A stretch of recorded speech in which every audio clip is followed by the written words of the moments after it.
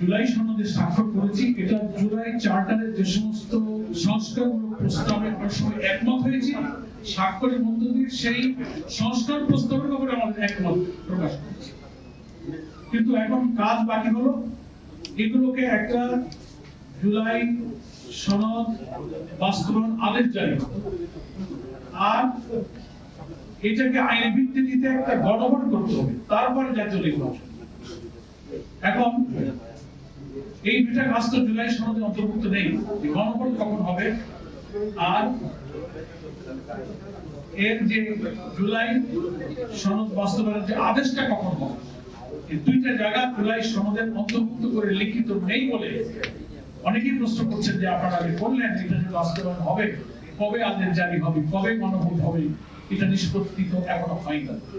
এই প্রশ্নের জবাবে আমি কথাটা বলা আজকের সম্মেলনের সাথে সম্পূর্ণ মনে করছি যে ঐক্যমত্য কমিশনের প্রধান এবং সরকারের প্রধান ওনারা প্রতিশ্রুতি দিয়েছেন, ঐক্যমত্য কমিশন একমত হয়েছে যে এই দুইটা প্রশ্নে যে আমরা এই সংস্কার প্রস্তাবগুলোকে সন্নিবেশিত করে অবিলম্বে জুলাই সনদ বাস্তবায়ন আদেশ জারি করব। লিগ্যাল এক্সপার্টরা অনেকগুলো প্রস্তাব দিয়েছিলেন, কনস্টিটিউশনাল অর্ডার এবং নানান অর্ডারের চিন্তা হয়েছিল, কিন্তু লিগ্যাল এক্সপার্টরা বলেছেন জুলাই সনদ আদেশ একটা জারি করতে হবে, জুলাই সনদ বাস্তবায়ন আদেশ।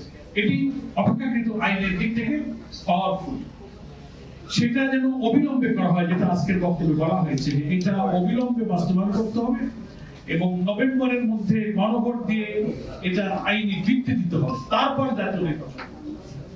কিন্তু একই দিনে গণভোটের প্রস্তাব দেওয়ায় আমরা এটার সাথে দ্বিমত করেছি। অনেক জটিলতা আছে।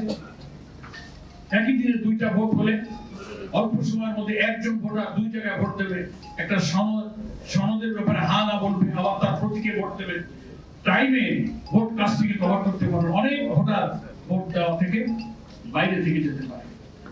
দ্বিতীয় প্রবলেম হতে পারে যে বাংলাদেশে কেয়ারটেকার হোক আর যতই সুষ্ঠু পরিবেশে নির্বাচনের চেষ্টা করা হোক, ইতিহাস বলে যে একটা বড় নির্বাচনে কোনো ভোট কেন্দ্রে ছোটখাটো কিছু দুর্ঘটনা, সহিংসতা, হানাহানি, মারামারি, আহত, দুই চারটা কেন্দ্রে ভোট বন্ধের ঘটনা কিন্তু ঘটেছে সব নির্বাচনে।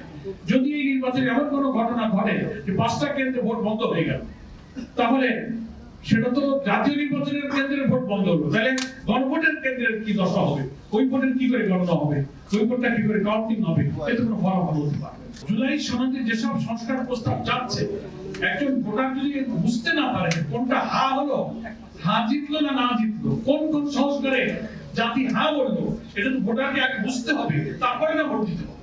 একই দিনে যদি জাতীয় নির্বাচন হয় আর গণভোট হয়, তো ফলাফল হচ্ছে না জেনেই কিন্তু জাতীয় নির্বাচনে ভোটটা দিবে। এই কারণে আমরা বলেছি যে না, একই দিনে ভোট হলে জাতির দুর্বলতার মধ্যে থাকবে, কনফিউশন থাকবে, আগে এই গণভোটটা করতে হবে। আপনারা প্রশ্ন করতে পারেন, সে কারণে এই তিনটা জিনিস একটু আমরা ক্লিয়ার করলাম যে আমরা একই দিনে কেন গণভোটে রাজি নই। এবং আন্দোলনের এই কারণেই, কারণ আমাদের আন্দোলনটা হবে নিয়মতান্ত্রিক, গঠনমূলক, কোন সহিংসতা, কোন হাঙ্গামা ভাঙচুরের সেই আগের সন্ত্রাসী রাজের কোন আন্দোলন আমাদের এই সমমনা দলের আন্দোলন নয়। আমরা নিয়মতান্ত্রিক ভাবে সরকারকে, জনগণকে, দেশবাসীকে, প্রশাসনকে, ঐক্যবদ্ধ কমিশনকে আমরা মেসেজ দিতে চাই যে আমাদের এই দাবি ন্যায্য, এটা আমাদের মানতে হবে।